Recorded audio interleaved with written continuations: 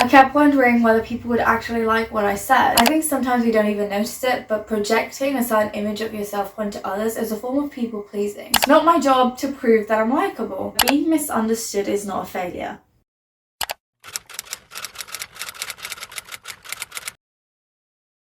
I didn't even realize I developed this fear until a few months ago, and although we've come a long way since then, I thought this would be a message worth sharing. The irony of this video is how much I overthought it, which is very on brand for someone making a video about the fear of being perceived. I kept wondering whether people would actually like what I said, whether it would come across the wrong way, or whether I'd accidentally say something that sounded way worse or deeper than I intended. Every time I tried to write this, I found myself thinking about how my words could be taken negatively, and I tried so hard to protect the image I wanted people to have of me. It took almost a month to organize my thoughts, not because I didn't have anything to say, but because I kept procrastinating out of fear. Which is funny because that fear is literally the entire point of this video. I think sometimes we don't even notice it, but projecting a certain image of yourself onto others is a form of people pleasing. For the longest time, I wouldn't have described myself as a people pleaser, and I don't think anyone in my real life would have called me that either. I don't change my personality to fit in, and I don't blindly agree with people just to be liked. And so because of that, I always thought, yeah, no, that's not me. But to confirm this, I actually looked up people pleasing tendencies, and that's when I had a bit of an epiphany. In 2024, I don't think this really applied to me, but in 2025, yeah, that year humbled me. So I looked it up, and here were some of the traits that people associate with people pleasing. One was difficulty saying no, automatically agreeing to requests even when you're busy or unwilling, and feeling guilty when you do say no. This was me a lot last year, but I wouldn't say it was driven by guilt, more by FOMO, which I think is a bit worse than being driven by guilt, but not great anyway. I kept saying yes because I didn't want to miss out, and while that sounds harmless, it still led to me feeling burnt out and stretching myself way too thin. 2 was neglecting self-care. Overcommitting, taking on too much, and sacrificing your own needs and free time for others. This one hit a little too close to home. Around September and October specifically, I was going days without putting things back where they belonged, folding my sheets, not washing dishes, and just taking on an insane amount of work for a society that I was a part of. I even reached the point where I had an internal debate that went external when I asked my mum and my best friend for advice on whether or not I should stand for president, based of the fact that the last president encouraged me to run and that I'd be good at it, which I knew, but I didn't really want to do it. And instead of calmly thinking through it, I'd feel guilty for considering not even doing it. It took me way too long to accept that just because I'd be good at something doesn't mean I'm obligated to do it, especially at the cost of my own goals and sanity. 3 was lack of boundaries, struggling to advocate for your own needs and constantly accommodating everyone else. I did this one a lot too. I'd sacrifice time I'd intentionally saved for assignments, fielding, or just rest because someone else was free and wanted to make plans. I always prioritize other people's time over mine, like my time wasn't of value unless other people were involved. 4 was excessive apologizing. Saying sorry for things that aren't your fault or for simply having needs. Surprisingly, I don't do this one, so at least I get a gold star there. 5 was avoiding conflict.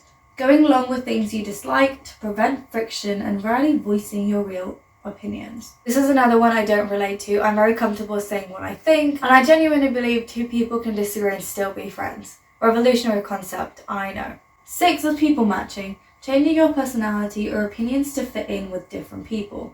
Not me, I don't have the energy to maintain multiple personalities. Having one is exhausting enough. 7 is taking on too much emotional responsibility.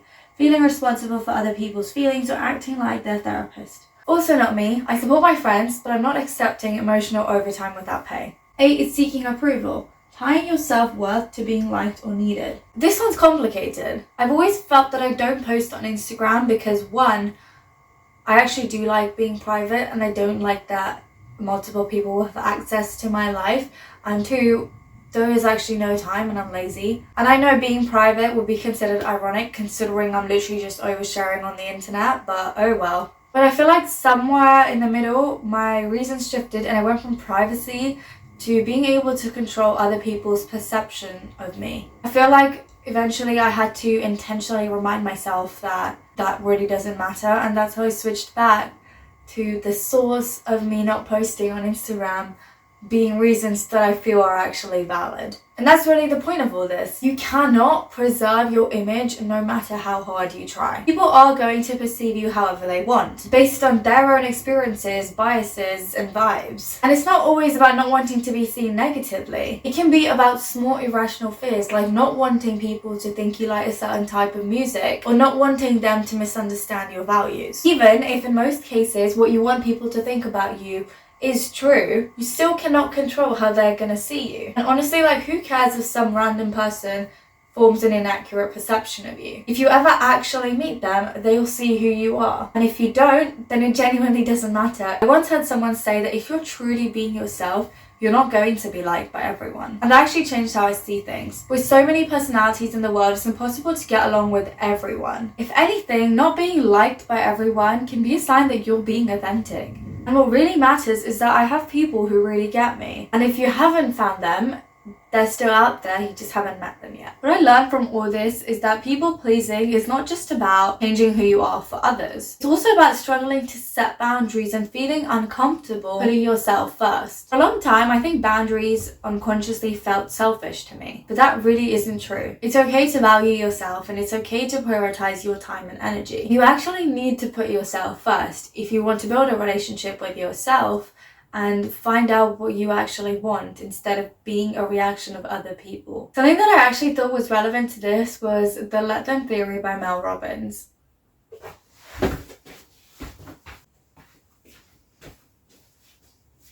I own the book, and if you know me from previous videos, you know that I don't really read.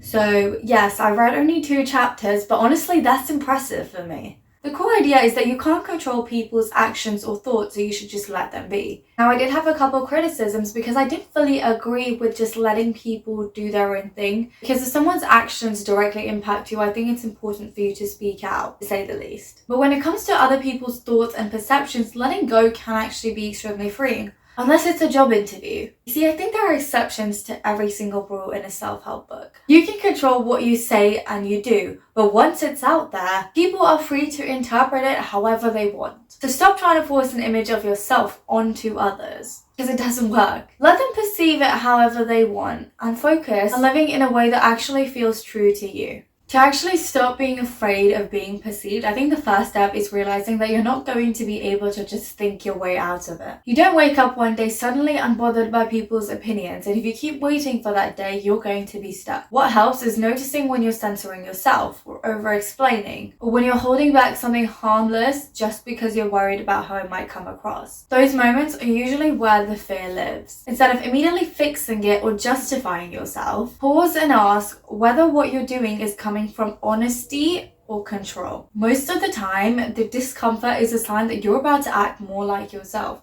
not that you're doing something wrong. It also helps to accept that being misunderstood is not a failure. People are always going to fill in the gaps with their own assumptions. You can't micromanage that without shrinking yourself. You're allowed to be multifaceted, even if that means someone gets the wrong idea about you. The people who are meant to understand you will, and the ones who don't were never your responsibility to convince. Letting go of their responsibility is honestly where most of the freedom comes from. It means choosing your own time, energy, and values even when it feels uncomfortable or selfish at first. The goal isn't to stop caring about what people think entirely, because that's unrealistic, but to care less than you care about being honest with yourself. Once you start doing that consistently, being perceived stops feeling like a threat and starts feeling like something neutral, sometimes awkward, sometimes uncomfortable, but completely harmless. And that's when you realize you were never meant to be understood by everyone, but just to be yourself without apologizing for it.